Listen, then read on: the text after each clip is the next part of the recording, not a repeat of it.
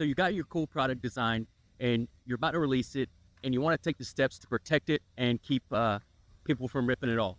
Let's talk about it.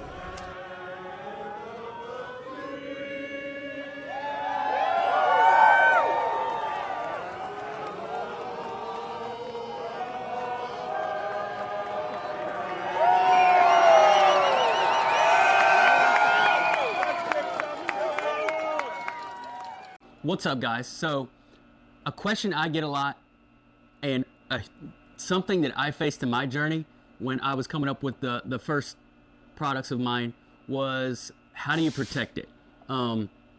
Patents, and how do I protect it from copycats and overseas that, our friends overseas that are so good at ripping us off. How do you protect it? So yeah, that's kind of a complicated question, but I'm going to tell you how I've done it, and hopefully that helps you. So, a little disclaimer, I'm not an attorney. I'm just a dude that likes to design stuff and takes precautions to protect it, right? So, probably just like you. So, let's rewind. So, to when I was a kid. So, I grew up with an uncle that was always designing. He always had gadgets around, and he was always working on a patent, I feel like. And I'm not sure how many he has, but I know he has some. But I got to experience his process as a young kid, and it helped me on my journey. So I want to share my experience with you, and hopefully the product you're about to design, you could say, maybe that's not the route for me, or you go down that road and protect your product. But yeah, I'm not an attorney. I'm just talking my experience. So, yeah, I had an uncle that was always doing that. So when I finally designed my first product, that was like in my head, like, okay, I have to protect it. I have to protect this design, right? So as I developed it, I was like, I have to patent it. So I would reach out to attorneys. I got some quotes, and I knew it was expensive, but I didn't realize how expensive. So at the time, it was just not affordable for me. It wasn't in the budget, right? So I started researching, I started going down the road and how you do this. And I came across a book. This was it was called Patent Pending in 24 Hours. So I read this book and I got up to speed with things. Bro, I literally hid for like a month and just dove into this book and all research online. And this was a long time ago. This was like 2010 or something. I mean, it was a hot minute ago. Yeah, it was a hot minute ago. And as I read this book and I did my research, I kind of seen a road I could take that was affordable for me. So there's three types of patents. You have a provisional patent, you have a utility patent, and you have a design patent. So a provisional patent is something that someone like me, just starting, can read a book like this and basically draft it up themselves. And this was one of the drawings I actually used in the patent. I don't know if you can see that, but I'll put it down here. It's just hand drawn. I just did the best I could. It wasn't on CAD or anything. It was literally hand drawn. And you kind of submit that, and you write up a summary of, oh, the product does this, and you describe it as best as you can. And then you're able to file that with the patent office, and it buys you 1 year. So you have a year to sprint as hard as you can, develop this product, sell this product to the market, and have some protection. But, I wrote this, like I said, I'm not an attorney. What was it worth the paper it was written on? I don't know, probably not. But, at the time, it was just what I could do.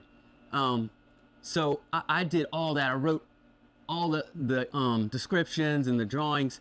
And if you ever read a patent or have talked to patent lawyers, they talk in a language that's, I don't think it's English, it's something, I don't know, but it's their own attorney patent, it's their own talk. So I could, without 10 years, 15 years of school, whatever attorney does, goes to school, I couldn't do that. And your average person can't do that. So the provisional patent is for just a Joe Blow like me or you to write up and then revisit a year later. And so when you submit that, you mail that to the patent office. Your clock is ticking, right? So you have a year to sprint, and at that end of the year, you have to transfer. You have to make a move, and the move is to bail on the project. The design didn't work out. I just don't see a future in it. After I hire an attorney to write the next process, which is a utility patent, I just don't see it working out. You abandon it, right? But if you take that year and you're like, man, I could really see this going somewhere, you then go into a utility patent, which is, that's what you want. Utility patent is the safe bet when you're trying to protect your product.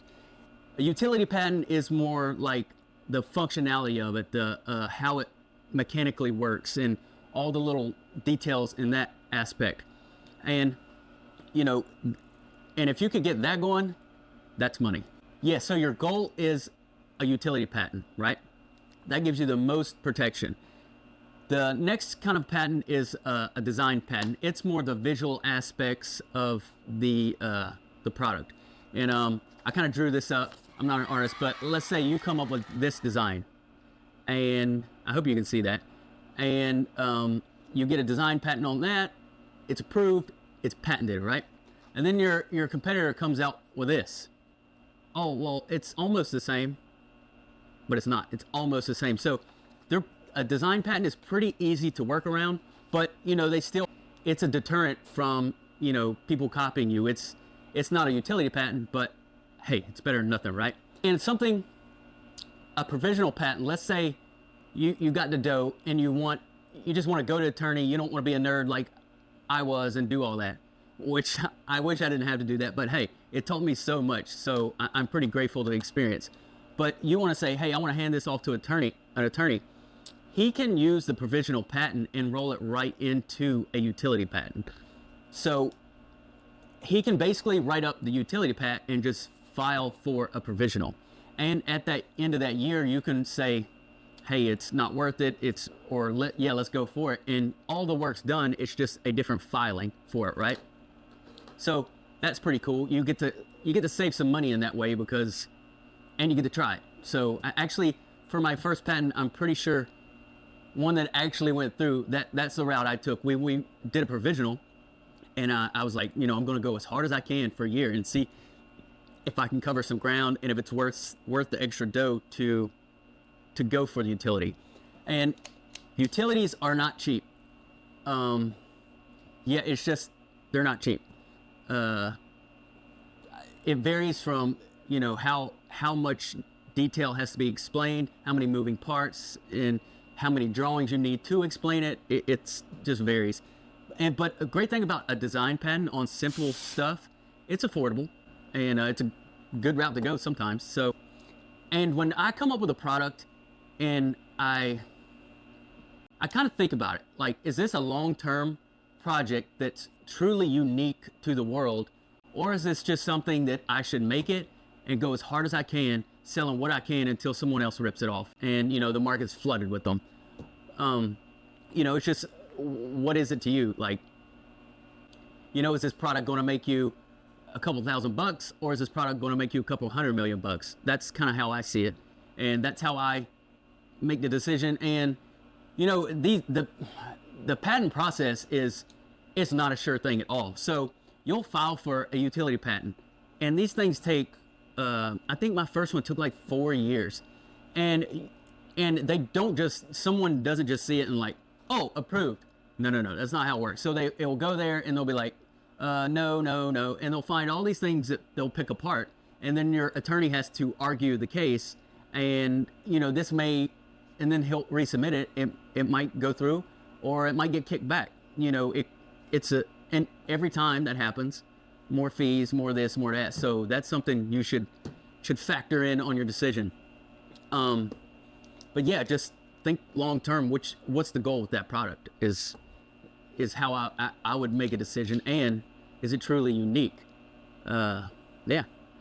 So let's say you don't want to go the patent route, and you're just like, man, I want to sling the crap out of this product for whatever. I don't, if it gets knocked off, whatever, but I'm going to do what I can to protect it.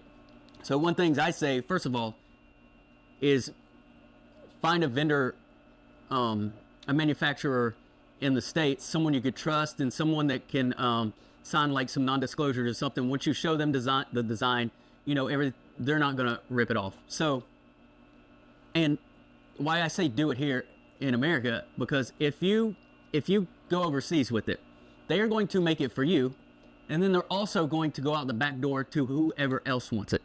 That's just the facts.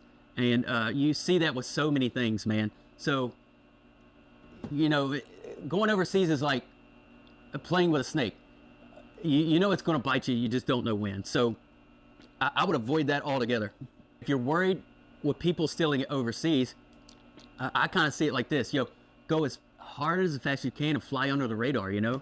And then hopefully by the time it is discovered by people that want to knock it off, that you've built some brand equity and people like see this product and they know it's your product. It's not the knockoff, you know? And when people buy the knockoff, obviously it's like Oakley and Folkley, right? And one thing about if you don't go the patent route is you save all that money. Let's say the patent cost you 10 to 25 grand. It's something, you know, not super complex, but what could you do with 10, 25 grand to produce a product and hit the market with it hard? That's a lot of money, man. So, but you know, it's going out there unprotected. But so, and one thing, what if you didn't go the patent route and you took that money, that 10 to 25 grand, whatever the patent was going to cost you, and you just manufactured the best product and hit the market with it so hard and got your name out there so fast, like when competitors do come around, it's you own the market. You know, that's one way to look at it. Yeah, and brand power, like Nike and Oakley, these huge brands. I know that it's hard, you know, it's hard for someone like me to compare to them, but when I see that, like, if let's say one of my products get knocked off, my brand has some horsepower where, you know, people see it and you're like, oh man, you got the knockoff, like it's not a real Vice product. That's how I see it. Like, you have a lot of power. That's like someone rocking a fake Rolex or wearing a fake Oakleys. Like, you look at them like, come on, man, you know it's not real, and the person wearing it or owns it, you know, they know it's not real. Yeah, so that's kind of my take on, you know, the patent and all that stuff. Yeah, and another route you could go is it's to speak on the power of your brand, is, you know, trademark your brand, trademark sayings, trademark these things. And trademarks are pretty affordable, man, and they're a great way to protect things like your brand. Let's say you have a new knife you just designed and you wanted to name it the Ultimate Cutter 5000 or something, and you patent or you trademark that name and you put that name on every one, and then that name got, you know, recognized and everyone knew this design by, oh, that's the blah blah blah. And then when people try to knock it off, they can't put that trademark on that product. You know, that's kind of like, it's protection. It's not patent, but you know, it's a way to go about it. Yeah, so that's my 2 cents on patents. And you know, this is a with my experience, it's a crazy road to go down. So basically, it's kind of one of those things, is you do it and you have to forget about it for like 4 years. You know it's getting worked on, but you just, it's not a quick process, but it's a cool process to go through, especially if you plan on designing products that are truly unique and like have a long life ahead of them, that you could own a market, because I think patents are good for 25 years. Yeah, man, I hope this helped, because I'm sure if you designed something cool, you were like me and just like, how do I protect this? And yeah, man, that's some of the things I did, and I hope that helps.